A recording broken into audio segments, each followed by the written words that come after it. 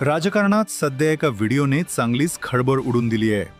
मुख्यमंत्री एकनाथ शिंदे यांच्या चेहऱ्यावरचा स्पष्ट राग आणि त्यांनी भाजपचे प्रदेशाध्यक्ष चंद्रशेखर बावनकुळे यांना विचारलेला सवाल सध्या चर्चेचा विषय बनलाय।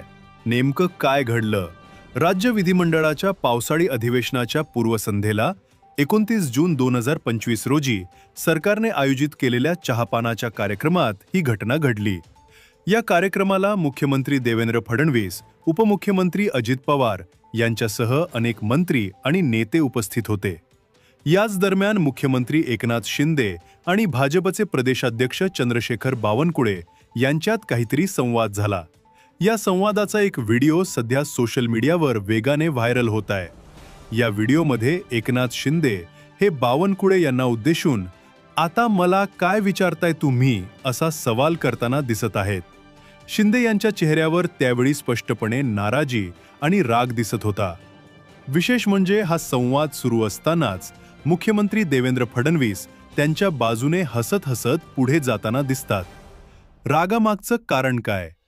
शिंदे आणि बावनकुळे यांच्यातील हा वाद नेमका कोणत्या विषयावर होता हे अद्याप स्पष्ट झालेलं नाही। मात्र एकनाथ शिंदे यांचा त्रागा पाहता ते प्रचंड रागात होते हे स्पष्ट दिसतंय। मागील काही दिवसांपासून राज्यात हिंदी भाषेच्या सक्तीच्या मुद्द्यावरून बराच गदारोळ माजलाय। पहिलीच्या वर्गापासून मुलांना तिसरी भाषा म्हणून हिंदी शिकवण्याचा निर्णय होता, ज्यावर विरोधकांनी तीव्र आक्षेप घेतला होता। हा वादग्रस्त जी.आर. रद्द केल्यानंतरही हा मुद्दा पूर्णपणे शांत झालेला नाही।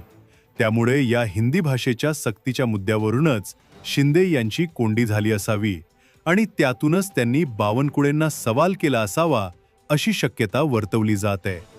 मागील काही दिवसांपासून एकनाथ शिंदे नाराज असल्याच्या चर्चा राजकीय वर्तुळात सुरू होत्या।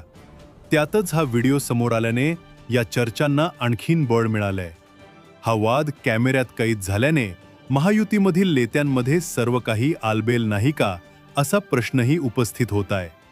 पुढील काळात या व्हिडिओ मागील नेमकं कारण समोर येतं का आणि या घटनेचे राज्याच्या राजकारणावर काय परिणाम होतात हे पाहणं